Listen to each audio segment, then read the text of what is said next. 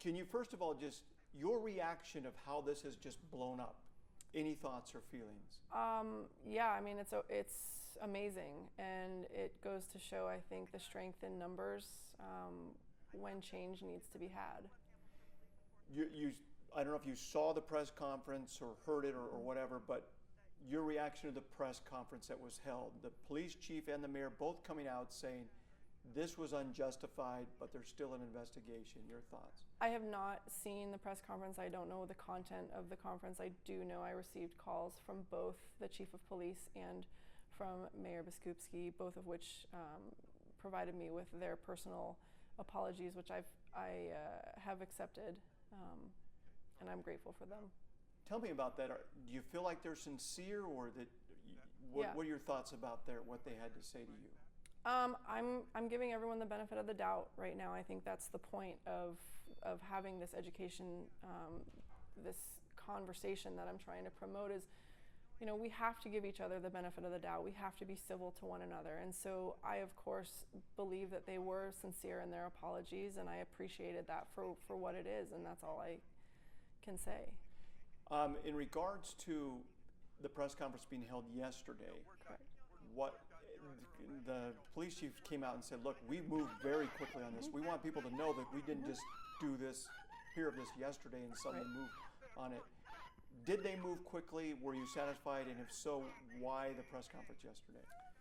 So, yes, initially we had met with the city, and there was, it had positive feedback. It looked like there was going to be some progress moving forward, and we were really pleased with that. However, the conversation we had with the university police and the university security, we did not come away feeling the same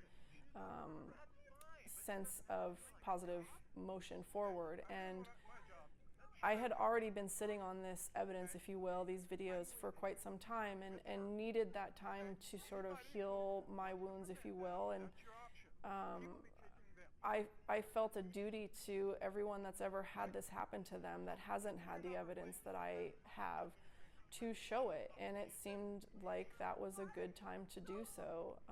And I think the reaction has been overwhelmingly positive, and I think anytime any one of us is in a situation that we need to learn from, we need to go back and look at it and try and do better. And I think right now we need to do better. We need to communicate better with each other, and we need to be more respectful of each other, and that's sort of the education and the information I'm trying to be a part of. Did the police department move quickly enough on this, in your point of view? I think they recognized the situation. We are still moving forward. This by no means is even close to over. It's just getting started, if you will. But they did give us indication that they were moving forward. But you wanted this to go beyond? I really, initially I wanted to reach rural Utah. I wanted to reach the nurses that and the police departments that are not necessarily part of this particular instance, just to get the education out there to my fellow cohort within this state. I did not anticipate it going as large as it has, but I am grateful that it has, because clearly this is an issue that is bigger than just me, and it needs to be discussed. There's obviously outcry among the public out there that Detective Payne needs to be fired, that he shouldn't be working out there. Should Detective Payne be out on the streets? That's not my decision to answer. I'm not his boss. I need the police chief and his coworkers to make that decision, and that's their decision. So you're going to support it either way? I don't know that I'll support it. I don't have a choice. I would like to see the right thing done. Is that right thing to discipline him as far as his job's concerned? Again, that's not necessarily up to me. I don't expect a police officer to come into my place of business and tell my boss how I should be treated. I do expect that the police participate in civil discord. I expect that they are respectful of me, and I expect that they are respectful of all of my fellow citizens, and particularly healthcare workers. And if that's part of their duty and they don't uphold that, then there does need to be consequences. But that is, again, not up to me. This police chief needs to do what he needs to do and take control of his department, and I'm not in any way trying to interfere in that position. So you're not calling for his resignation?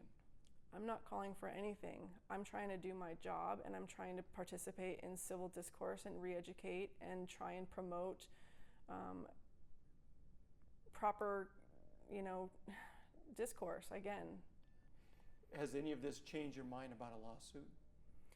The lawsuit, again, has never been off the table. Nothing's off the table. Nothing's been decided on anything. Again, I wanted to give everyone in this instance the benefit of the doubt, which was not given to me in the instance, correct? So I'm trying to afford them what they actually did not afford me. And I'm trying to give everyone the opportunity to do the right thing. And I think when people do the right thing, you know what's right in your soul. I know what I did was right. People always know what they are doing is if it's right or wrong, and I will give them that opportunity. And if we feel we're making progress forward, then we'll continue to press. And if not, then we'll press in other ways.